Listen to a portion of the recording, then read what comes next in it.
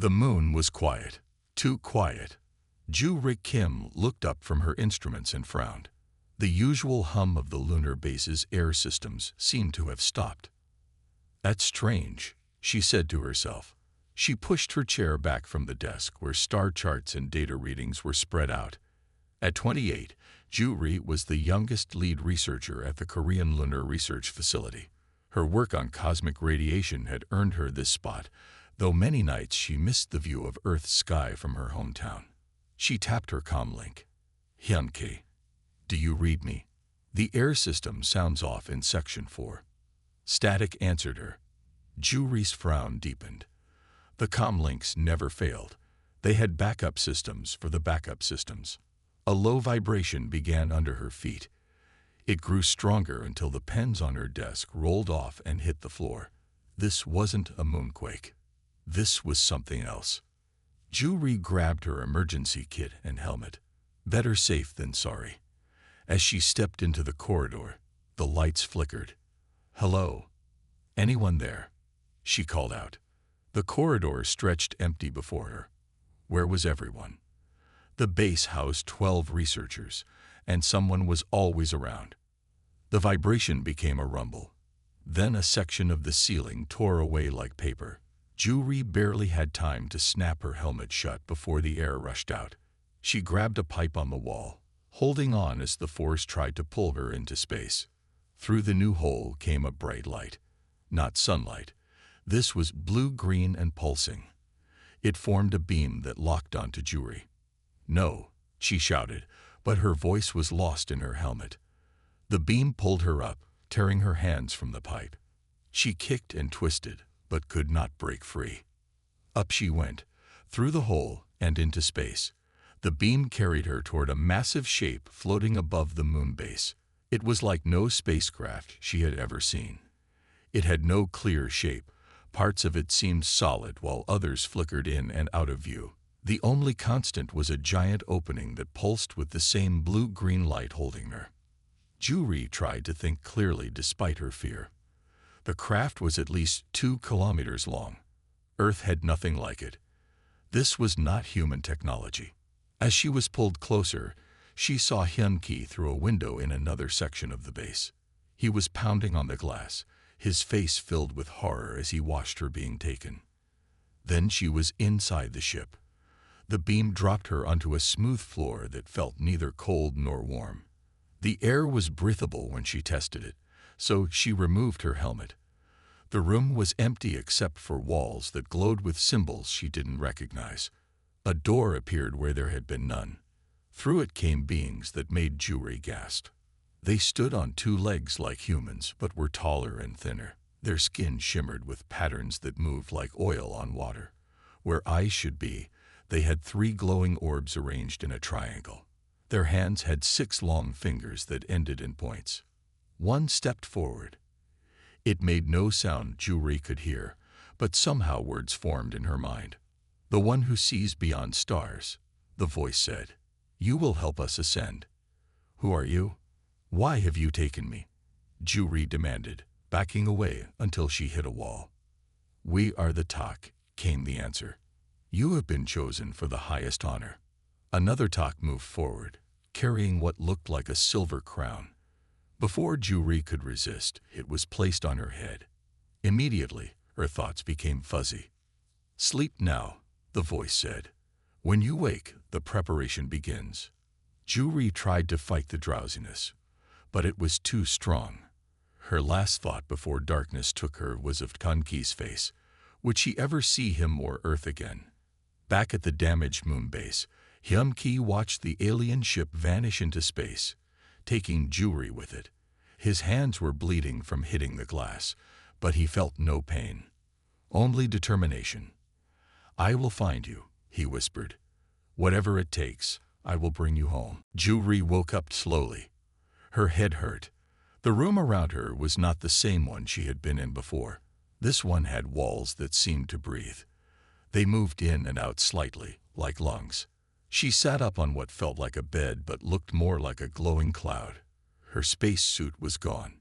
Now she wore a simple white robe. "Hello," she called out. Her voice echoed strangely. A section of the wall opened. A talk entered, smaller than the ones who had taken her. This one's skin patterns flowed in gentle blues and greens rather than the harsh reds of the others. "You are awake." The voice came into her mind again. "Good. I am Munhi, assigned to prepare you." "Prepare me for what?" Juri asked, trying to keep her voice steady. "The ascension ritual," Munhi replied. "A great honor.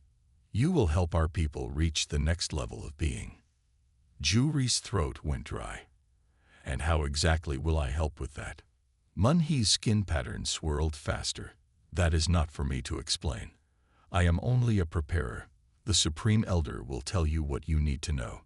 The door opened again. Two larger talk entered.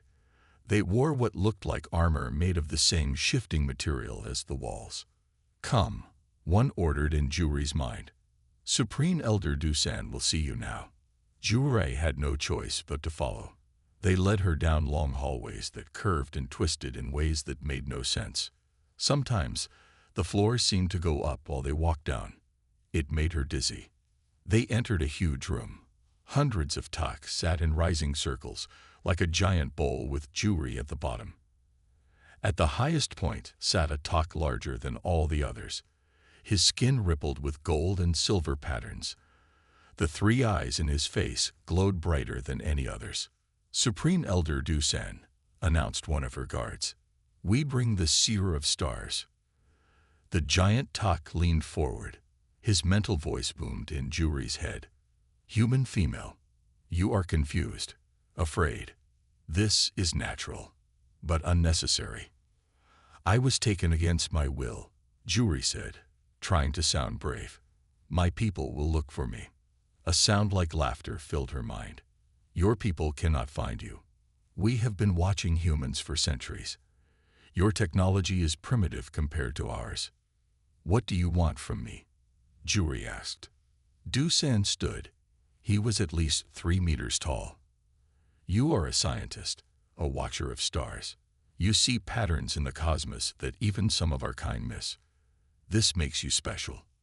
Juri thought quickly. They seemed to value her knowledge. Maybe that was her way out. "I could share what I know," she offered. "We could exchange information. There's no need for whatever ritual you're planning." Dusan's eyes flashed. "You misunderstand. It is not your knowledge we need. It is your perception. The way you see." The talk believed that the eyes of a true seer, when offered to the great dragon, will allow us all to see beyond the veil of reality. Juri felt sick as she understood. "You want my eyes?" "In the ritual, your eyes will be taken," Dusan confirmed. "Then you will be given to the dragon.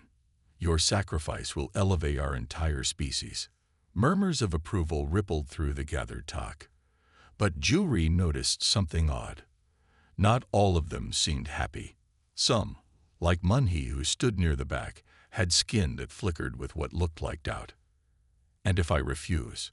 Juri asked, though she knew the answer. "Refusal is not possible," Dusan said simply. "The ritual will happen in 7 cycles.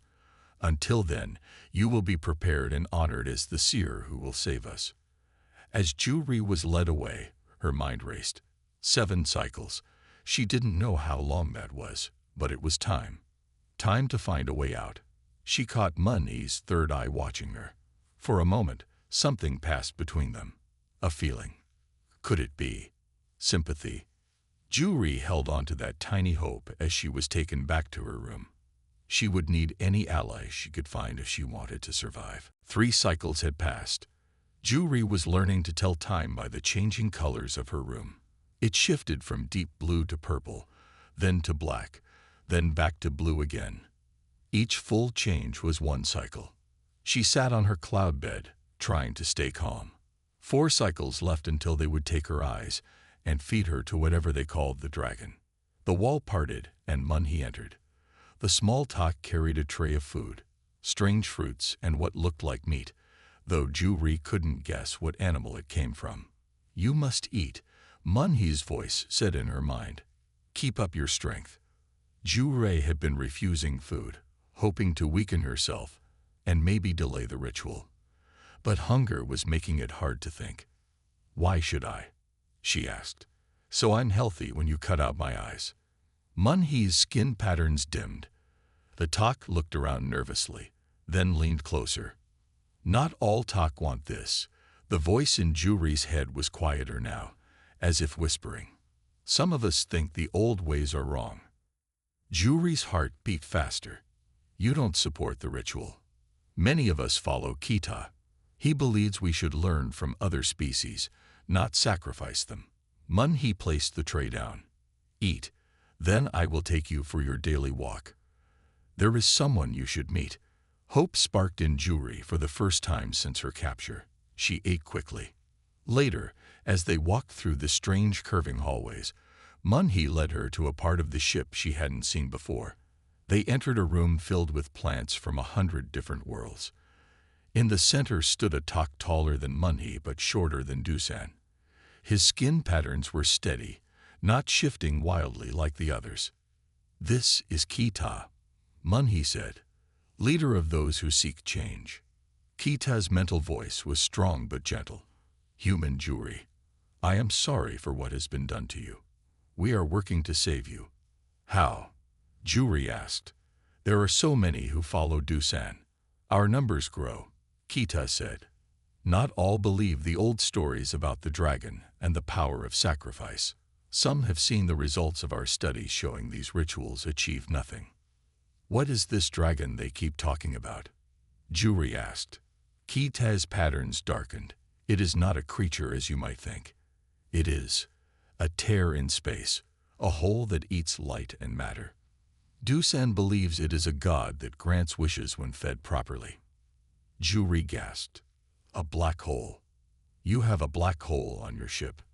Not exactly, Kita explained. It is smaller, controlled, but just as dangerous. And it does not grant wishes or give power. It only destroys. We must hurry, Mun-hee interrupted. The guards will notice if we stay too long. Kita nodded. We will try to help you escape before the ritual. If we cannot, we have another plan. Trust Mun-hee. As they left, Juri felt both hope and fear battling inside her. Meanwhile, on Earth, Hyum-ki sat in a room full of military officers. Since reporting Juri's abduction, he had been working day and night with Earth's defense forces. The alien ship left a radiation trail, said Iona, the military strategist assigned to the case. She pointed to a screen showing a path of energy stretching from the moon out into deep space. We can follow it. With what? Hyum-ki asked. We have nothing that can catch them. Iona smiled slightly. That's not entirely true. After the first alien sightings 10 years ago, we built something in secret. A ship using technology we found from a crashed alien scout vessel. It's not tested for long voyages, but it's our only chance. Hyum-ki stood up. When do we leave? Tomorrow, Iona said. But I must warn you, we don't know what we'll find. These aliens took Juri for a reason. They've been watching us, studying us. They've taken others before, all scientists who study the stars. Something about human astronomers interests them greatly. Hyum-ki's face hardened with determination. It doesn't matter why they took her. All that matters is getting her back. Then prepare yourself, Iona said. We leave at dawn. 3 cycles had passed. Juri was learning to tell time by the changing colors of her room. It shifted from deep blue to purple, then to black, then back to blue again. Each full change was 1 cycle. She sat on her cloud bed, trying to stay calm. 4 cycles left until they would take her eyes and feed her to whatever they called the dragon. The wall parted and Mun-hee entered. The small Tak carried a tray of food, strange fruits and what looked like meat, though Juri couldn't guess what animal it came from. You must eat, Mun-hee's voice said in her mind. Keep up your strength. Juri had been refusing food, hoping to weaken herself and maybe delay the ritual. But hunger was making it hard to think. Why should I? She asked. So I'm healthy when you cut out my eyes. Mun-hee's skin patterns dimmed. The Tak looked around nervously, then leaned closer. Not all Tak want this. The voice in Juri's head was quieter now, as if whispering. Some of us think the old ways are wrong. Juri's heart beat faster. You don't support the ritual. Many of us follow Kita. He believes we should learn from other species, not sacrifice them. Munhi placed the tray down. Eat, then I will take you for your daily walk. There is someone you should meet. Hope sparked in Juri for the first time since her capture. She ate quickly. Later, as they walked through the strange curving hallways, Munhi led her to a part of the ship she hadn't seen before. They entered a room filled with plants from 100 different worlds. In the center stood a Tak taller than Munhi but shorter than Dusan. His skin patterns were steady, not shifting wildly like the others. This is Kita, Munhi said, leader of those who seek change. Kita's mental voice was strong but gentle. Human Juri, I am sorry for what has been done to you. We are working to save you. How? Juri asked. There are so many who follow Dusan. Our numbers grow, Kita said. Not all believe the old stories about the dragon and the power of sacrifice. Some have seen the results of our studies showing these rituals achieve nothing. What is this dragon they keep talking about? Juri asked. Kita's patterns darkened. It is not a creature as you might think. It is a tear in space, a hole that eats light and matter. Dusan believes it is a god that grants wishes when fed properly. Juri gasped. A black hole. You have a black hole on your ship. Not exactly, Kita explained. It is smaller, controlled, but just as dangerous. And it does not grant wishes or give power. It only destroys. We must hurry, Munhi interrupted. The guards will notice if we stay too long. Kita nodded. We will try to help you escape before the ritual. If we cannot, we have another plan. Trust Munhi.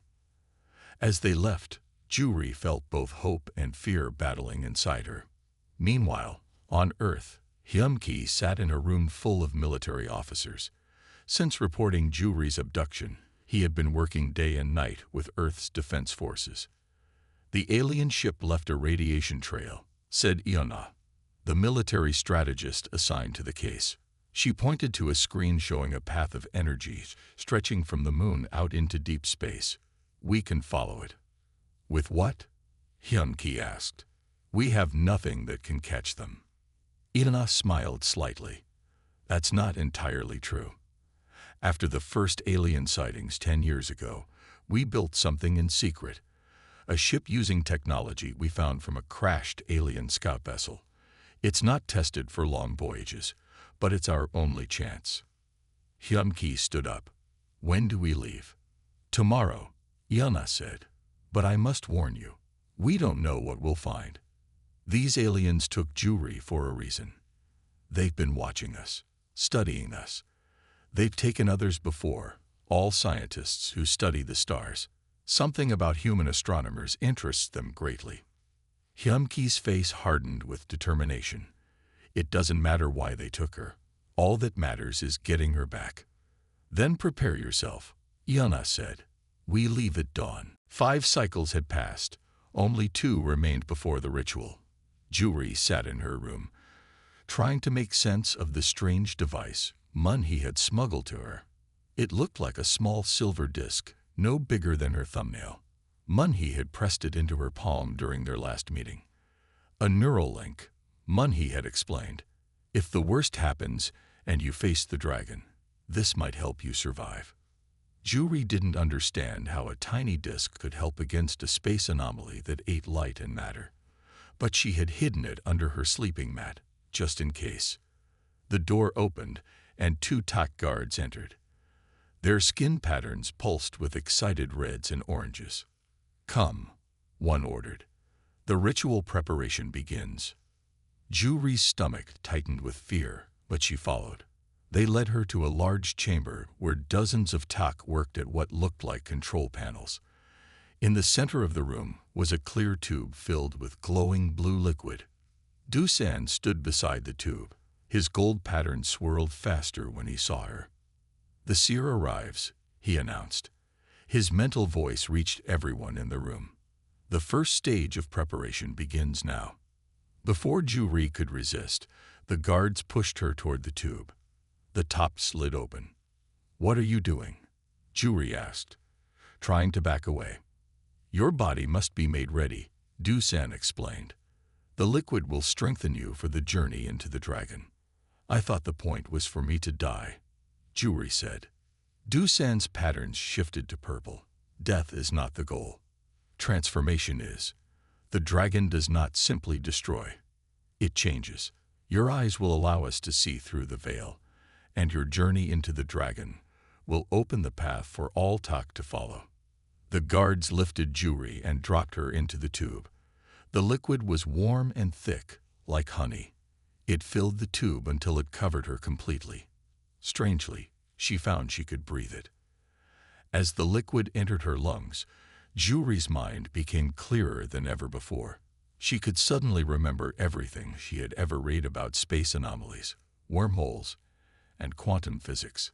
It was as if the liquid was enhancing her brain. Through the glass, she watched Du-San and the other Tak. They were monitoring her vital signs on screens. She realized they needed her alive and functioning for their ritual to work. This was useful information. Another thought came to her. If the dragon was some kind of controlled wormhole or quantum anomaly, maybe it didn't destroy matter but transported it. Maybe the previous sacrifices hadn't died but gone somewhere else. The liquid began to glow brighter inside her. She felt a burning sensation under her skin. Her vision sharpened until she could see the individual light particles in the room. The tiny silver disc that Munhee had given her was now pressed against her skin inside her robe. It seemed to pulse in time with her heartbeat. Meanwhile, on the human rescue ship, Hyun-Ki watched the stars streak by as they followed the alien vessel's trail. The experimental ship moved faster than any human craft before it, but Iona warned it might not be fast enough. "The alien ship is accelerating," she said, checking her instruments. "They're heading toward the outer edge of our solar system. Beyond that, we don't know where they're going." "Can we catch them?" Hyun-Ki asked. Iona's face was grim. "Maybe. But our ship isn't designed for combat. Even if we reach them, how do we get Ju-Ri out?" "I've been thinking about that," Hyun-Ki said. He showed Iona a small device he had built. "This transmitter is set to Ju-Ri's personal comm frequency. If her comm unit is still active, we can send her a message." Back on the Tak ship, Ju-Ri was removed from the blue liquid. Her body tingled with strange energy. The guards took her back to her room, where she collapsed on her cloud bed. As she drifted in and out of consciousness, she heard a tiny beeping sound. At first, she thought she was dreaming. Then she realized it was coming from inside her spacesuit, which the Tak had stored in a corner of her room. Someone was trying to contact her. Ju-Ri crawled weakly to her spacesuit in the corner of the room. The beeping was definitely coming from her comm unit. With shaking hands, she pulled it out and pressed the receive button. "Hello? Is anyone there?" she whispered. Static crackled. Then a familiar voice came through. "Ju-Ri, it's Hyun-Ki. Can you hear me?" Tears filled her eyes. "Hyun-Ki, yes, I can hear you. Where are you?" "We're following your ship in an experimental craft. Are you okay? What's happening?" Quickly, Ju-Ri explained about the Tak, the ritual, and the dragon. "They're going to take my eyes tomorrow and throw me into some kind of space anomaly," she finished. "We'll reach you before then," Hyun-Ki promised. "Iona says we can intercept your ship in about 20 hours. Can you hold on?" "I think so," Ju-Ri said. "There are some Tak who want to help me. They're led by someone named Kita. Find them if you can," Hyun-Ki said. "We'll." The signal broke up into static. "Hyun-Ki," Ju-Ri called. But the connection was gone. The door to her room slid open. Ju-Ri quickly hid the comm unit under her robe. Munhee rushed in, skin patterns flashing with alarm. "You must come quickly. Munhee's voice urged in her mind. Kita is ready. We're breaking you out now. Now. But my friends are coming. There's no time, Munhee insisted. Someone has betrayed us. Dusan knows about our plan. He's moved the ritual forward to the next cycle. Fear gripped Juri's heart. The next cycle was only hours away, not enough time for Hyunki to reach her. Where are we going? She asked as she followed Munhee through hidden passages in the ship's walls. To the escape pods, Munhee explained. Kita has one ready. It's small but can take you far enough away to be safe until your people find you. They hurried through narrow corridors that Juri had never seen before. Finally, they reached a small room with round doors along one wall. Kita stood there with 3 other tech. Hurry, Kita said. The guards will check her room soon. One of the other tech stepped forward. Is this really worth it? Risking everything for one human? This is about more than one life, Naksu, Kite replied.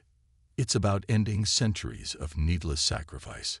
Naksu's patterns flashed red. But what if the old stories are true? What if the dragon really does grant power? You've seen the evidence, Kita said. Nothing has ever come from these sacrifices except death. As they argued, Juri noticed something strange. Naksu kept looking at the door they had come through, and his hand was pressed against his side, as if holding something. Kita, she whispered. I think. Before she could finish, the main door burst open. Dusan entered with a dozen guards, their weapons pointed at the resistance members. Did you think I wouldn't know? Dusan's mental voice boomed. Did you think your little rebellion was a secret? Kaita stepped in front of Juri. This has gone on long enough. Dusan, the sacrifices don't work. They never have. Dusan laughed. You are blind to the truth as always. He gestured to Naksu. Fortunately, not all of your followers are so foolish. Naksu moved to stand beside Dusan, his skin now calm. I'm sorry, Kita, but the old ways must continue. Traitor, Munhee cried. The guards surrounded them. Kita and the others were forced to their knees while Juri was grabbed roughly. Take them to cells, Dusan ordered. Except the human. Bring her to the ritual chamber. We begin immediately. As they dragged her away, Juri looked back at Kita and Munhee. Their skin patterns showed sadness and regret. Remember the link. Munhee's voice whispered in her mind. When you face the dragon, use it. Juri felt the small silver disc against her skin. It was her only hope now. In space, Hyunki stared at the silent calm. We lost her, he said to Yuna. But we know she's alive, Yuna replied. Can we go any faster? The engines are already past safe limits, the pilot warned. Any more, and we risk blowing up. Hyunki's face hardened. Push them to the edge.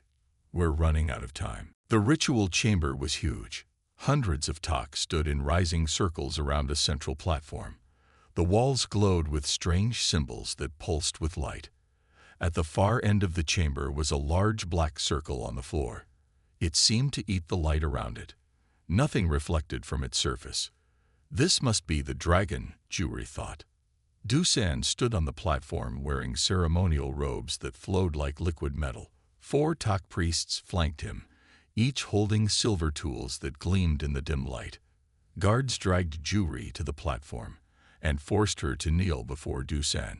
Her heart pounded so hard, she thought it might burst from her chest. But she fought to stay calm. Panic would not save her now. She needed to think. Talk of the great ship, Dusan's voice boomed in everyone's mind. For centuries, we have searched the stars for beings who can see beyond the veil. Today, we have found one whose vision will lead us to ascension. The crowd made a strange humming sound that vibrated through Juri's bones. Bring forth the tools of sight, Dusan commanded. One priest stepped forward with a small silver box. He opened it to reveal 2 curved blades that looked like small spoons with sharp edges.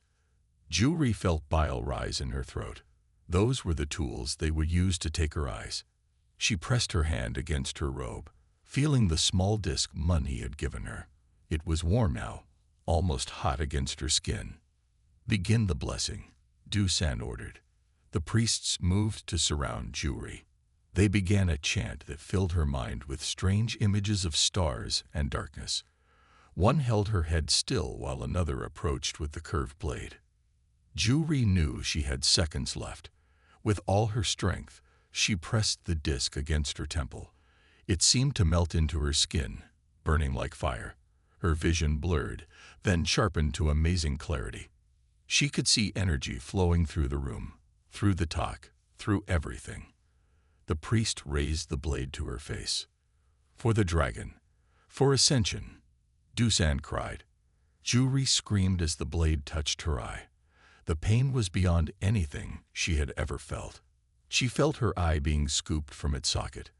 Her scream echoed through the chamber as blood ran down her face. The second priest moved forward with the other blade. But before he could take her remaining eye, alarms blared throughout the ship. "Supreme Elder," a guard called. "A ship approaches. It is of Earth origin." Dusan's patterns flashed with anger. "Impossible. Their technology cannot follow us here. It appears they have adapted our technology," the guard replied. "They will reach us in minutes." Hope surged through Juri despite her pain. Hyunki had come. "Complete the ritual," Dusan ordered. "Take the other eye." The second priest moved quickly.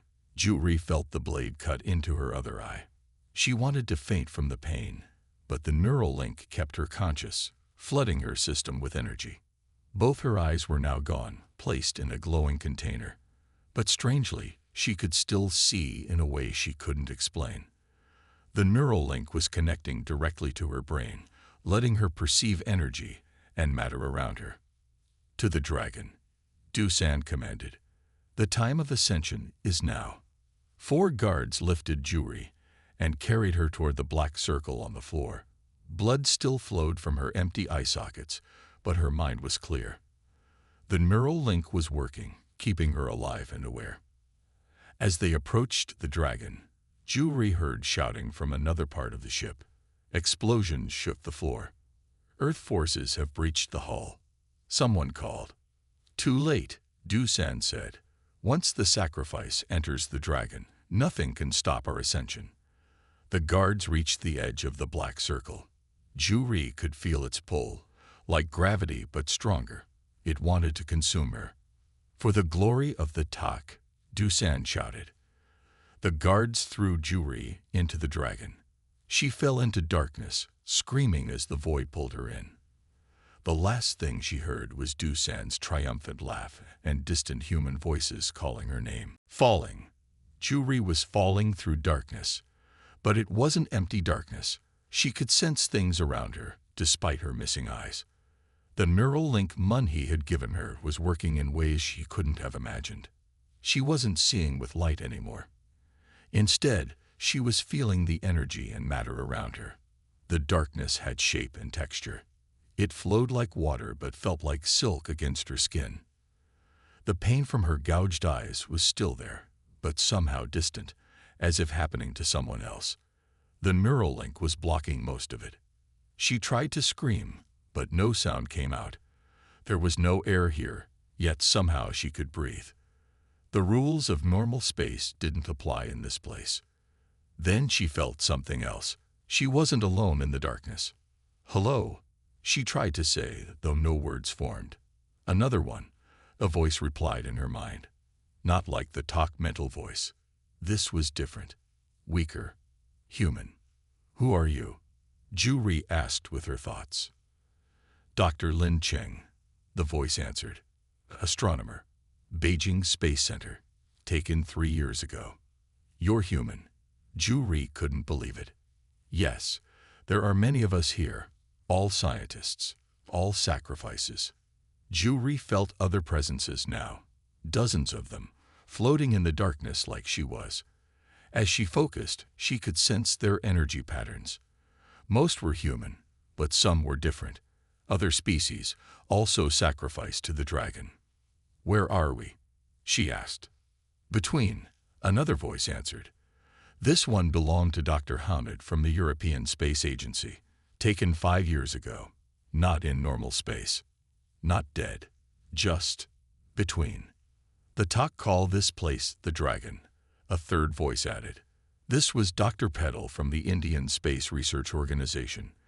But it's actually a quantum fold, a pocket between dimensions. Juri tried to process this information. So the Dragon isn't a monster. It's a place. Yes, Dr. Lin replied. The talk found it centuries ago. They don't understand it. They think sacrificing people with special sight to it will give them power. Does it? Juri asked. No, Dr. Hamid said. Nothing leaves this place. The talk get nothing from their sacrifices except the belief that they're doing something meaningful. Juri thought about this. But why can we communicate here? Why aren't we dead? Our brains still work here somehow, Dr. Puddle explained. But we're stuck. We can't affect the real world. We just exist. Juri touched the spot where the neural link had melted into her skin. It was still hot. What if we could affect the real world? What if we had a connection? The others were silent for a moment. Impossible, Dr. Lin finally said. We've tried everything. I have something, Juri told them. A neural link from a tech who wanted to help me. I can still feel the ship outside this place. She focused on the link. Through it, she could sense the ritual chamber. The talk were still there, waiting for something to happen. And elsewhere on the ship, fighting was taking place. Humans had boarded. Hyumki was there. I can feel the ship, she told the others. And this place, this dragon, it's not just a passive pocket. It's alive. As if responding to her words, the darkness around them shifted. Juri could feel energy patterns changing. The dragon was listening. What do you mean it's alive? Dr. Patil asked. Not alive like us, Juri explained, but aware. I can feel it. It's been watching, learning from each person thrown into it. She reached out with her mind, through the neural link, trying to communicate with the entity around them. Can you hear me? She asked the darkness. For a long moment, nothing happened. Then the energy patterns shifted again. A new presence made itself known. Vast. Ancient. Curious. Yes. The word wasn't spoken. It simply appeared in all their minds at once. What are you? Juri asked. I am Theben. I am Thefod. IHAVBEN. The talk call you the dragon, Juri said. Names are UN important. Purpose is all. What is your purpose? She asked. To learn, to grow, to communicate species that should not tivo yushi. Juri suddenly understood. This entity wasn't malicious. It was a natural phenomenon that had developed awareness over time. And the talk had been using it, feeding it sacrifices without understanding what it really was. Can you help us? She asked. Can you let us go back? The presence seemed to consider this. You are different. You see without eyes. You are each across the fold. Perhaps there is a way. On the talk ship, chaos reigned. Human soldiers led by Yona fought their way through corridors, while Hyunki searched desperately for Juri. The ritual chamber is this way, Kita shouted. The resistance leader had been freed during the attack and now guided the humans through the ship's maze-like passages. Is she still alive? Hyunki asked, his voice breaking. Kita's skin patterns dimmed. They completed the eye ritual. She was thrown into the dragon. No one has ever returned from there. Hyunki's face hardened. Take me to this dragon. Meanwhile, in the between space, Juri floated with the other sacrifices, communicating with the entity they had all thought was a monster. I have kihan su mi di many, the entity said. Their ninodaliji be su mi is mine. but nano any could speak to me, as you do. It's the neural link, Juri explained. It connects me to both worlds. Dr. Lin moved closer in the darkness. What does this mean for us? Can we escape? Escape is not the word, the entity replied. Transformation is memory accurate. Transform how? Juri asked. You exist in multiple states now. Neither fully here nor there. With the link, you can choose. Juri thought quickly. Can you send us all back? All the sacrifices. Sending Baski is difficult. Energy must be balanced. But through you, a path can open. The entity's presence shifted, wrapping around Juri like a blanket of energy. Your eyes were taken, but I TNGIGU and eagle sight. Better sight. Sight across dimensions. Juri felt something forming in her empty eye sockets. Not eyes of flesh, but something else. Something made of the same energy as the between space. And the others, she insisted. They can follow your path. But you must ANC or them. You must be the AA bridge. Back in the ritual chamber, Dusan watched the black circle anxiously. The human sacrifice had been perfect, a true seer of stars. Yet nothing had changed. No power had flowed to the talk. The dragon remained silent as always. Supreme Elder, the priest said nervously, the humans are approaching the ritual chamber. We should leave. No, Dusan shouted. The ascension will happen. It must. Suddenly, the black circle began to change. Its surface rippled like water. Light, impossible light, began to shine from its center. Not the light of stars or fire, but something else. Light that seemed to bend and twist reality around it. It's happening. Dusan cried in triumph. The dragon accepts our sacrifice. The doors to the ritual chamber burst open. Hyun-Ki, Yuna, and a squad of human soldiers rushed in, weapons ready. Kita and other TOC resistance members followed. Where is she? Hyun-Ki demanded. Where is Juri? Dusan pointed to the glowing circle. She has served her purpose. The ascension begins. The light from the circle grew brighter, forcing everyone to shield their eyes. Then, from the center of the light, a figure began to rise. It was Juri, but changed. Where her eyes had been, two orbs of swirling energy now glowed. Her skin shimmered with patterns similar to the TOC's, but brighter, more complex. She floated above the circle, suspended in the air. Juri, Hyun-Ki whispered. She turned toward his voice. Though she had no eyes, she saw him clearly, saw through him, around him, beyond him. Hyun-Ki, she said. Her voice echoed strangely, as if coming from multiple places at once. I understand now. I see everything. Dusan fell to his knees. The ascension, it was real. Not the way you thought, Juri said, turning to him. The dragon is not a god or a monster. It's a sentient dimensional fold, and it's been watching us all along. She raised her hands.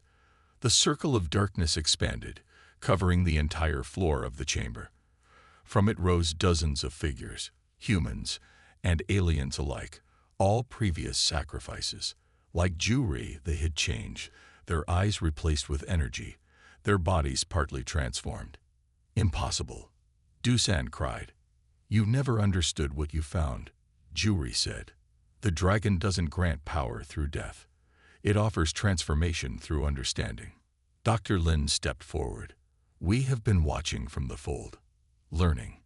And now, it's time for change. Dusan backed away from Juri and the transformed sacrifices. Fear replaced the triumph on his face. This was not the ascension he had expected. What have you become? He asked, his mental voice trembling. Something new, Juri replied. Something that should have been your ally, not your sacrifice. The orbs of energy where her eyes had been pulsed with light. She could see everything now. The room, the ship, the stars beyond, and the spaces between them. She could see time flowing around people like water around rocks. Hyun-ki stepped forward, reaching out to her. "Juri, can you come back with us? Can you come home?" She smiled gently. "I'm still me, Hyun-ki. Changed, but still Juri." She floated down until her feet touched the floor. The other transformed sacrifices spread out around the chamber. Some reunited with humans they had known before. Others faced the Tak who had taken them. "What happens now?" Yana asked, her weapon still ready. "Justice," Dr. Lin said, moving to stand beside Juri. "And then peace." Juri turned to Dusan. "For centuries, you've sacrificed those who sought knowledge. You tore out their eyes and threw them away, thinking it would give you power. Now you will understand what you've done." She raised her hand. The floor beneath Dusan and the priests who had performed the rituals began to glow with the same dark energy as the dragon. "No," Dusan cried. "Please, we won't kill you," Juri said. "That would make us like you. Instead, you will see." The energy surrounded Dusan and the priests. They screamed as it lifted them into the air. Their eyes glowed with the same light as Juri's. "They will spend time in the fold," she explained to the others. "They will learn what their victims experienced. They will understand the truth about the universe they try to control." Dusan and the priests vanished into the circle of darkness. Then the energy faded, leaving the floor solid again. Munhee approached Juri cautiously. "What about the rest of us? Those who tried to help?" "You will have a choice," Juri said. "The entity, what you call the dragon, has watched your species for a long time. It believes some of you are ready to learn, to grow beyond your old ways." Keita stepped forward. "I would learn this new way." Many of the resistance nodded in agreement. Juri smiled. "Then we have much to share." She turned to Hyun-ki and the human soldiers. "It's time for a new beginning. Not just for Earth or the Tak, but for all the worlds touched by the fold." "Will you come back to Earth?" Hyun-ki asked again. "I will," Juri said, "but not just as a scientist. As something more, a bridge between worlds." She explained how the entity had existed for billions of years, touching many parts of the universe. How it had watched life develop but never had a way to communicate until now. "Through me, through all of us who were sacrificed, it can finally share what it knows," she said, "and we can share what makes us human." Ivana looked troubled. "Will Earth accept you? You're different now." "People fear what they don't understand," Juri agreed. "But they can learn. We'll help them." In the days that followed, the Tak ship returned to Earth with a mixed crew. Humans, transformed sacrifices, and Tak who had joined the new path. Dusan and his followers remained in the fold, learning the truths they had ignored for so long. On Earth, people were afraid at first, but Juri spoke to world leaders, scientists, and ordinary people. She showed them wonders they had never imagined and knowledge that transformed human understanding of the universe. The dimensional fold, no longer called the dragon, became a gateway to new discoveries. Humans and Tak worked together to build ships that could travel through it to distant stars. And Juri, who had lost her eyes but gained cosmic sight, became the first ambassador to the stars. Where there had been fear and pain, she helped create understanding and hope. The sacrifice meant to end her life had instead begun a new chapter for all of humanity. As she stood under Earth's night sky with Hyun-ki beside her, she smiled. "Can you still see the stars?" he asked. "Better than ever," she replied. "And now, I can show you the way to them."